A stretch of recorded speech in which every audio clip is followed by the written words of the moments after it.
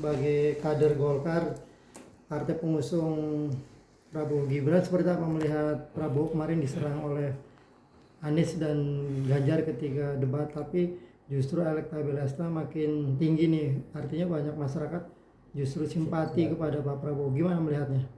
Iya, di dalam pemilu ini, di dalam debat biasanya yang namanya serang menyerang itu ya biasa sebenarnya ya. Wajar aja orang ingin menjatuhkan, ingin menang, ingin merasa pada saat di debat itu dia seolah unggul. Tapi unggul itu tidak hanya di debat. Unggul itu nanti adalah pada saat kenyataan di pemilih seperti apa. Memang pada awal-awalnya saya melihat bahwa pada saat kami dari Partai Golkar yang mendukung Pak Prabowo, ya Prabowo diserang seperti itu, ya awalnya di media sosial memang ya agak menurun ya. Tapi itu untuk kalangan mana? Nah, pemilih itu kan sama aja, suara profesor, suara dengan rakyat petani sama harganya. Nah, lama-kelamaan orang menyadari bahwa Pak Prabowo ini kan adalah calon yang mengusung keberlanjutan dan perbaikan terhadap keberlanjutan itu. Kita nggak bisa menafikan, sebagai kita manusia pasti ada kelebihan kekurangan. Nah, yang selama ini kekurangan yang mungkin dilakukan oleh Pak Jokowi itu pasti akan menjadi evaluasi bagi Pak Prabowo. Dan masyarakat sekarang ya menyatakan bahwa mereka hampir 80% puas dengan apa yang dilakukan oleh Pak Jokowi. Nah, satu sisi ada yang menyerang itu. Nah, masyarakat ada yang merasa jengah ini diserang seperti itu dan dia ingin buktikan, lu nyerang pimpinan gua liatin lu nggak bakalan dipilih juga. Ternyata setelah beberapa hari dari debat itu ya suara Pak Prabowo malah meningkat di surveinya. Dan itu adalah bukti bahwa masyarakat di bawah itu percaya dengan apa yang terjadi, apa yang diperbuat, bukan dengan janji-janji. Kalau janji-janji itu ya khayalan lah ya. Kita berdebat ya pintar berdebat, pintar ngomong, belum tentu pintar berbuat. Nah, itu yang selama ini menjadi basic bagi kami di Partai Pengusung Prabowo. Bagaimana strategi yang selama ini yaitu melanjutkan apa yang telah baik-baik dilakukan oleh Pak Jokowi, kita lanjutkan, dan yang kurang sebagai manusia pasti ada. Nah, itu menjadi evaluasi bagi kita untuk melakukan perbaikan. Dan insya Allah rakyat suka dengan hal itu. Tapi setuju Pak, kalau ada statement bahwa ini nama Prabowo makin meningkat pasca debat Capres ketiga kemarin Pak. Gara-gara itu nama Prabowo makin meningkat elektabilitasnya. Sebenarnya kalau dilihat di awalnya malah turun. Tetapi setelah saya sampaikan tadi bahwa masyarakat itu melihat apa yang dia lakukan, yang terima apa yang terjadi sekarang di masyarakat itu yang dilihat gitu ya. Umpamanya apa? Umpamanya Pak Prabowo datang ke masyarakat ya, memberikan sesuatu buat masyarakat menerima itu dan senang. Dan itu yang membuat elektabilitasnya tinggi gitu. Ya kan? Nah, program-programnya itu juga kerja dari partai-partai pendukung. Saya turun ke bawah ya, kepada masyarakat saya sampaikan, Bapak Ibu sekalian yang bawa ibu-ibu tuh, saya suka ngumpul dengan ibu-ibu. Bapak Ibu-ibu sekalian itu bawa anak. Saya tanya kepada mereka apa yang diinginkan oleh mereka terhadap anak mereka itu. Mereka menginginkan anaknya itu lebih cerdas, lebih pintar, lebih hebat dari ibunya. Caranya bagaimana? Caranya adalah dengan pola hidup sehat. Nah, itu menjadi program utama di Prabowo, bahwa memberikan susu, makan siang, segala macam itu bagi ibu-ibu, bagi orang tua, perempuan itu menjadi suatu ide yang sangat luar biasa. Saya mereka kemarin tanya, tadi jajan nggak di sekolah? Enggak Bu, kenapa? Karena udah dikasih makan. Nah, kalian udah pulang sekolah udah makan belum?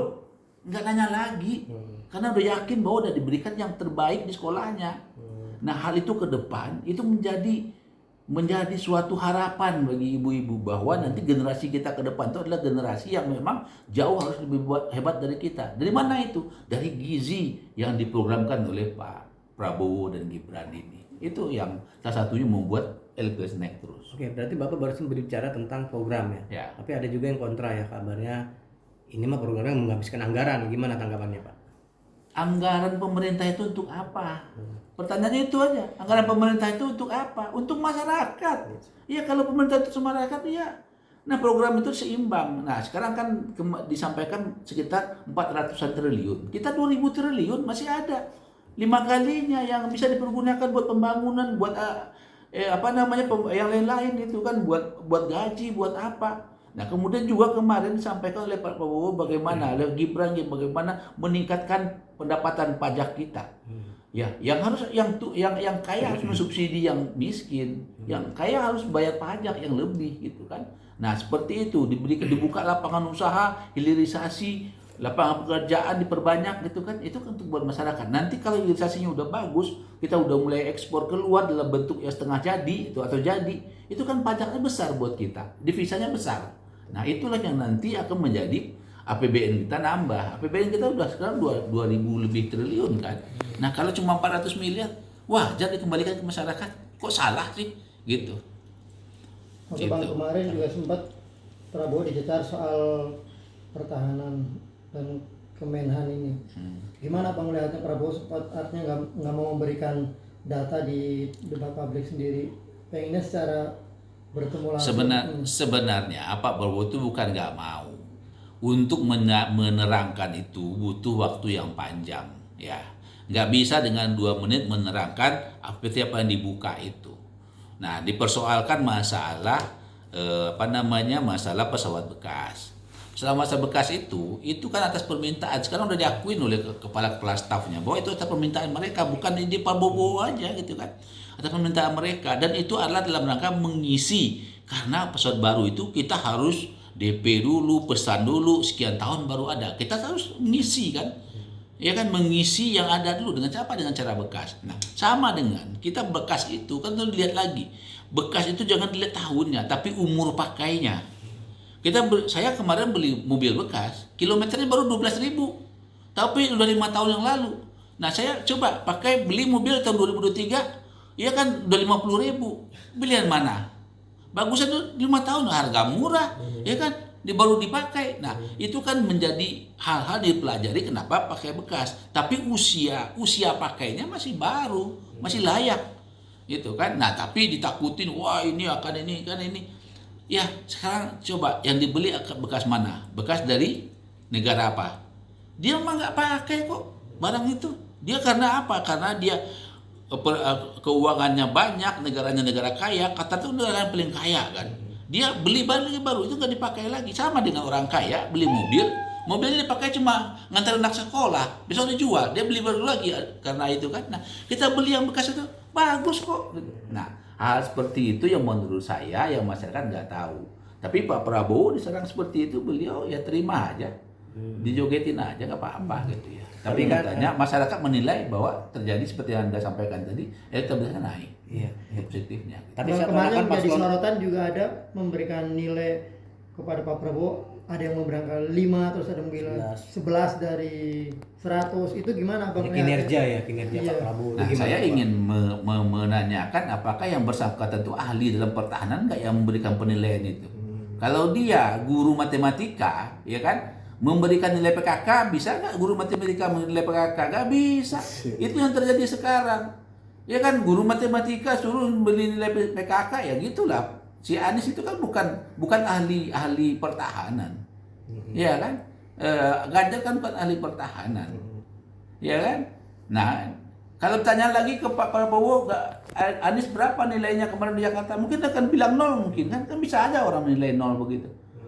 Ya kan, tapi kan dia nggak mau gitu kan.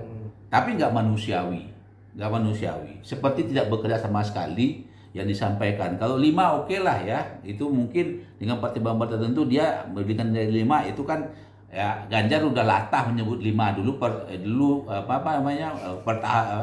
hukum kita 5 juga menurut dia kan, udah latah aja 5. Nah, kalau 11 dari itu emang nggak bekerja. Satu sisi ya kan, negara kita aman selama ini. Ada apa coba? Apa? Yang dari luar, serangan dari luar nggak ada.